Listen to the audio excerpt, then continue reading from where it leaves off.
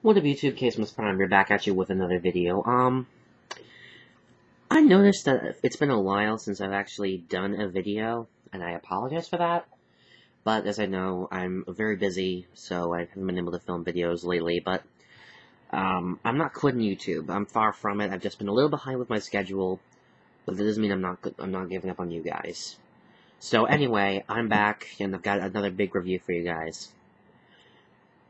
And as you guys know, for the past few months, I've had to go on a temporary hiatus, simply due to the fact that I've had to save up for a big purchase. I know what you're thinking, what's my idea of a big purchase? Maybe some sort of expensive toy, maybe the collector's edition of Harry Potter? Not entirely. I've been saying that for a few big things, but this is one I've been wanting for quite a while. As you can see, I've got my iPod Touch there on my iPhone, but I won't really be needing it anymore. And as you know, I still have a Samsung Store cell phone, I won't be needing that anymore either. Because, just this past week, I got, which is a subject of this review, my iPhone 4S. Now, there's nothing in this box except for just the, paperwork, because, I had to activate it at the, Sprint store at the mall. But I thought I'd go ahead and show you the packaging. This is my first ever iPhone review. Sorry. Packaging. On the front, it shows you the device at a horizontal angle, much like the iPhone 4 box. But unlike the 4 box, it is completely white as opposed to black. And it has a picture of the black iPhone on the front. On both sides, it has iPhone 4S written there, and as I said before, on both sides. On the bottom, it has the iCloud sticker, or logo. Apple logo on top. And on the back, you have all the stuff that's included, some technical specs, and also this size, 16, 32, or 64. This is the 64GB version for Sprint. But although it is also available for AT&T and Verizon. So I'm just going ahead and open this up. Let's show you what's inside. Come on. Nothing really on the inside of the box, no foam padding of the sort. This is where the phone would be sitting. A little plastic thing for it to sit in. Designed by Apple in California, which opens up to be a little envelope having your instruction manuals. It has fingertips, which is just a little quick pamphlet telling you about some of the basic things that the iPhone has, like its software, emailing, texting, stuff like that. Basic instruction manual, which if you have a previous iPhone, you should know about how to use this. And of course, Apple stickers. What product doesn't come with Apple stickers? One thing that Apple products no longer include, I think since the release of the first iPad, something that they don't include anymore is a SIM card removal tool. You're going to have to use a paper clip or a thumbtack of sorts, but it doesn't really matter to me because I don't really plan on really removing the SIM card on my iPhone because I really don't see a point in doing so. Other than if I have to, I will, but for now, I really just don't see a point in doing so. Let's put it upside down.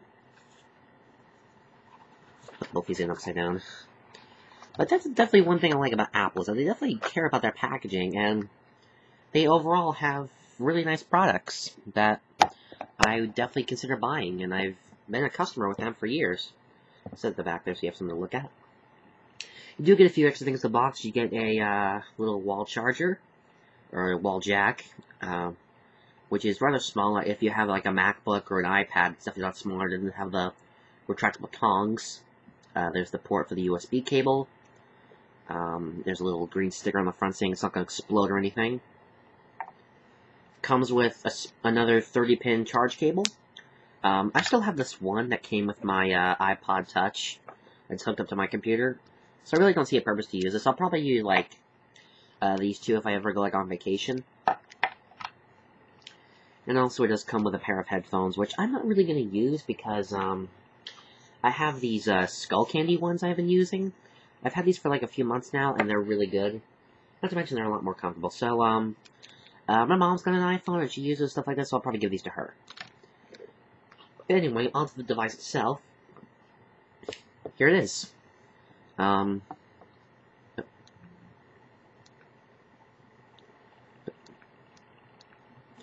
Now, just based on this lock screen, there are a few differences. Now, if you saw my iPod Touch review, I mentioned the things that you basically see on your home screen.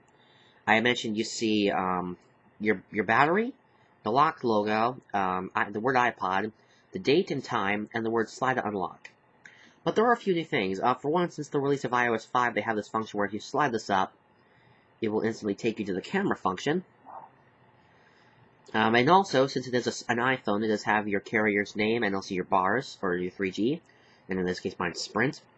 And also, something I like about this, unlike the other Apple Watch, is that it displays the battery as a percentage and a physical figure. Like, if you can't tell, mine's at 94%.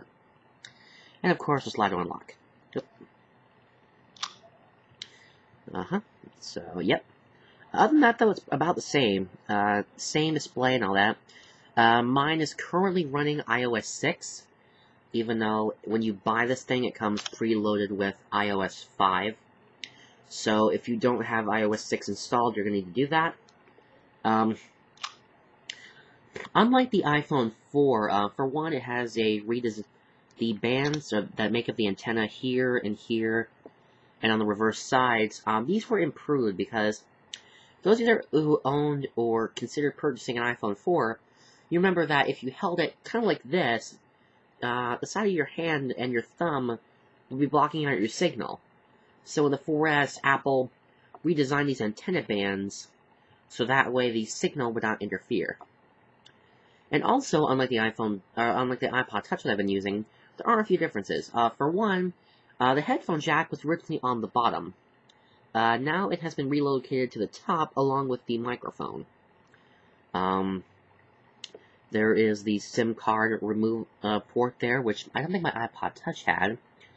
Again, 30-pin charge port and 2 speakers, which the iPod Touch also had, but they were a lot smaller.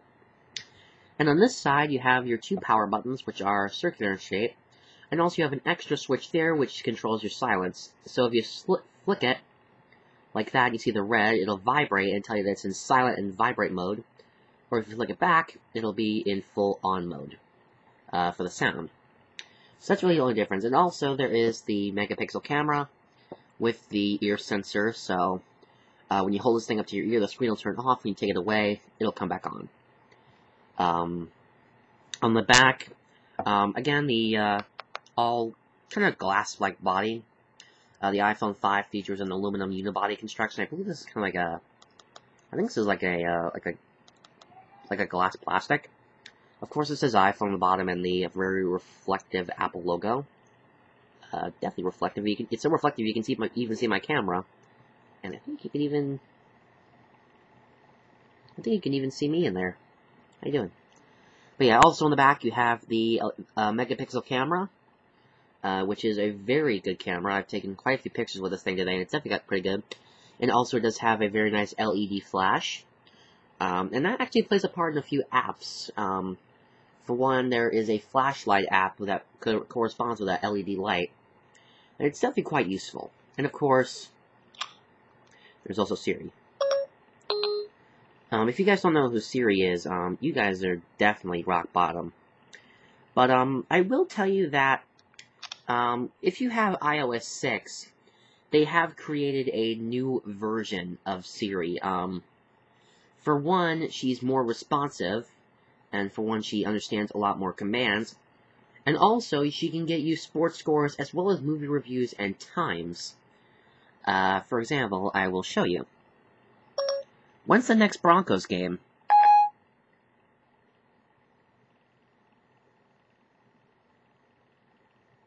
Okay, sports fans, let's take a look. The Broncos-Chargers game is Monday at 8:30 p.m. So as you can see, with the sports function, it tells you when the team is playing, what their last game, how their stats are, what channel it's on, and what time it's going to be on TV.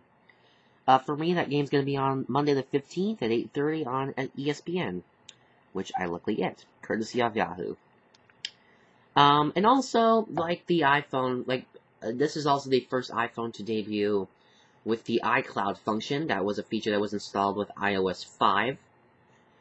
Basically, it's a function where whatever you put on here, it will digitally be put on all your other Apple product devices that run iCloud. So if you take a picture on here, it's going to appear on your iPad. If you take a picture on your iPad, it's going to be on your iPhone. Basically, it digitally makes a copy of it and puts it on your phone, or any other Apple products that you might have. Just for a quick size comparison, let me just bring this back in the shot. Pardon my long arm. But here it is with my iPod Touch. You can tell that just by looking at them side by side, if I can get the camera to show it. The 4S is slightly taller, and if I lay them down side by side, you'll notice that they are, well, actually let me stand them up on top of each other, maybe you might be able to tell a little bit better, but you can tell that they are both about the same width, but in terms of thickness, the 4S is clearly, I'm not sure if I'm getting this on camera, but in terms of thickness, the 4S is also thicker, and the iPod Touch is rounded on the bottom, whereas this one's like a complete rectangle. Also has the megapixel camera in the front, and this one has it slightly off-centered. But, would I recommend the iPhone? Yes or no? My camera fell. I'll be honest with you, it's up to you, really. If you're someone who really likes Apple's iPhones, and, like, however you're not that impressed with the 4S, I'd give this a try. I wasn't that impressed with the iPhone 5, which is the main reason I got this one. It's the one I knew the most about. I've definitely know more about iPhones than I did before they came to Sprint.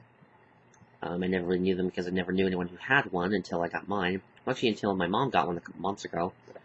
But I'm definitely going to have this.